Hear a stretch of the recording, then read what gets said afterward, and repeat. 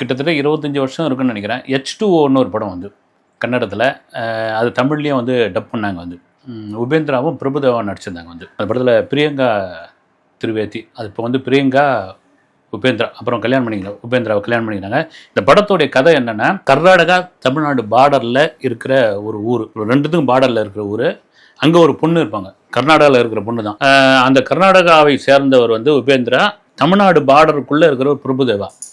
இப்போ என்னென்னா, அந்த பொண்ணை வந்து 2 பேருமே லவ் பண்ணுவாங்க. அந்த பொண்ணோட பேர் என்னென்னா காவேரி. இந்த காவேரி யாருக்கு சொந்தம் அப்படின்ற ஒரு இதுதான் அந்த கதையே வந்து. இப்போ பிரபுதேவா தமிழ்நாட்டில் இருக்கக்கூடியவர் வந்து, அவர் வந்து அந்த பொண்ணை வந்து எனக்கு தான் காவேரி சொந்தம் அப்படின்னு அவர் லவ் பண்ணி கொண்டு போகும்போது ஒரு பிரச்சனையாக மாறும் வந்து. இதுதான் அந்த படத்தினுடைய கதைக்கரு.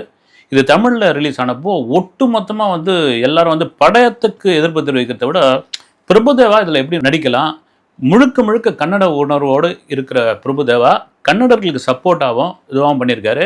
ஆனால் அவர் சம்பாதிக்கிறது, அவர் இருக்கிறது எல்லாம் தமிழ்நாட்டில்.